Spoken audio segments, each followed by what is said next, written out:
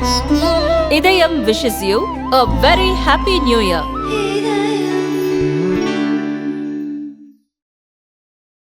வீர சாவர்கர் ஒரு கலகக்காரனின் கதை. இந்த புத்தகத்தை நீங்கள் 8 ஆண்டுகளாக ஆய்வு செய்து எழுதியிருக்கீங்க. இந்த 8 ஆண்டு பயணம் எப்படி இருந்தது?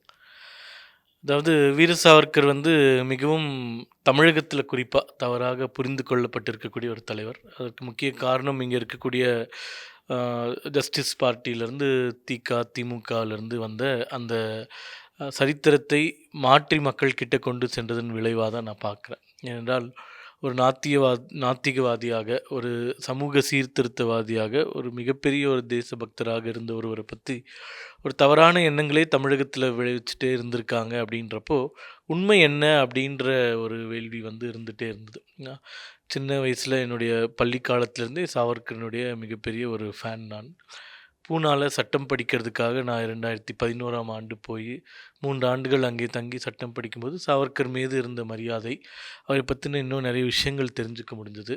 அது நிச்சயமாக தமிழகத்திற்கு தமிழ் வடிவத்தில் கொண்டு வரணுன்ற ஒரு எண்ணத்தினுடைய வெளிப்பாடு தான் இந்த புத்தகம். 2016ஆம் ஆண்டு ஆரம்பிக்கப்பட்ட இந்த புத்தக பணி இப்போ முடிவடைந்திருக்கு. கிட்டத்தட்ட ஒரு 450 பக்கங்களை கொண்ட புத்தகத்தில் அவருடைய முழுமையான வாழ்க்கை வரலாறு, பிறந்ததுலேருந்து பள்ளி பருவம், மாணவ பருவம், லண்டன் போனது, அதுக்கப்புறமா அந்தமான் சிறை, அதுக்கப்புறம் வீட்டு சிறை, இது எல்லாமே முடிந்த அளவுக்கு கவர் பண்ணியிருக்கேன். நிச்சயமாக தமிழக மக்களுக்கு அவர் மீது இருக்கக்கூடிய தவறான அபிப்பிராயங்களை மாற்றி அமைப்பதற்கு என்னுடைய இந்த புத்தகம் பயனுள்ளதாக இருக்கும்னு நினைக்கிறேன். இதுவரை வீர சாவர்கர் அவர்களுடைய வாழ்க்கை தமிழில் யாருமே இவ்வளோ டீட்டெயில்டாக ஒரு பயோகிராஃபி எழுதுனது கிடையாது. அதுதான் என்னுடைய முயற்சியாக இருந்தது. நாளைக்கு பாஜக தேசிய அமைப்பு பொதுச் செயலாளர் திரு பி.எல். சந்தோஷ் அவர்கள் இந்த புத்தகத்தை வெளியிட இருக்கிறார். பாஜக மாநில தலைவர் திரு அண்ணாமலை அவர்களும், தேசிய மகளிர் அணி தலைவர் திருமிகு வானதி சீனிவாசன் அக்கா அவர்களும் முதல் பிரதியை பெற்றுக்கொள்ள இருக்கிறார்கள். மிகவும் எதிர்நோக்கி காத்திருக்கிறேன். வீர சாவர்கர் பற்றி இந்தியாவில் எதிர்க்கட்சிகள் பொய்யான தகவல்களை பரப்பி வருகின்றன. இதுக்கு இந்த புத்தகம் எவ்வாறு உண்மையை வெளிக்கொண்டு வரும் நீங்கள் நினைக்கிறீங்க? எதிர்க்கட்சிகள் குறிப்பாக காங்கிரஸ், ராகுல் காந்தி போன்றவர்கள்லாம் மிக தவறாக பேசிகிட்டே வராங்க.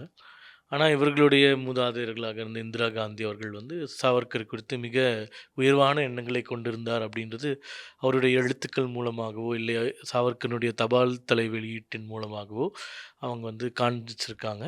இப்போ இன்றைக்கி ராகுல் காந்தி அவர்களுக்கு உண்மையான தேசியவாதிகள், அவர்கள் தலைவர்கள்னு மட்டும் இல்லை, அவங்க கட்சியில் இருக்கக்கூடிய தேசியவாதிகளே இன்றைக்கி எல்லாருமே படையெடுத்து வெளியே போயிட்டாங்க. அதனால் அவருக்கு சுதந்திர போராட்டம் குறித்தோ அங்கு பாடுபட்ட தலைவர்கள் குறித்தோ தெரிந்திருப்பதற்கு வாய்ப்பில்லை. அதாவது இந்தியா எதிர்ப்பு சக்திகள், அதாவது ஆன்டி இந்தியா ஃபோர்ஸஸ் மூலமாக செயல்பட்டு கொண்டிருக்கக்கூடிய ராகுல் காந்தி அவர்களுக்கு இந்தியா மீது மிகப்பெரிய பற்றை கொண்ட சாவர்கர் எதிரியாக தான் தெரிவார். அதில் எந்த ஒரு சந்தேகமோ இல்லை இதுவும் நம்மளுக்கு கிடையாது. அதனால் இவர்கள் எதிர்க்கட்சியில் சொல்லக்கூடிய தவறான கருத்துக்கள், அவர் குறித்த எல்லா தவறான கருத்துக்களுக்கும் இந்த புத்தகத்தில் விடை கொடுத்துருக்கேன். உண்மையான விஷயங்கள், அவர் சொத்து ஜப்தி செஞ்சதாகட்டும், அவர் சிறையிலேருந்து வெளியே வந்தவுடனே எப்படி அவர் உதவித்தொகை பெற்றாராகட்டும், அவர் மன்னிப்பு கடிதம்னு சொல்கிறாங்க. அது கிளெமென்சி பெட்டிஷன்.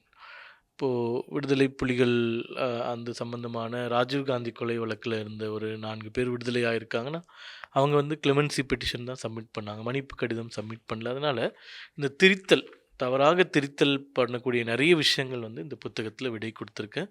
நிச்சயமாக வரும் காலங்களில் மக்கள்கிட்டையும் அந்த கருத்துக்கள் எல்லாம் கொண்டு போங்க. நன்றி. தேங்க்யூ.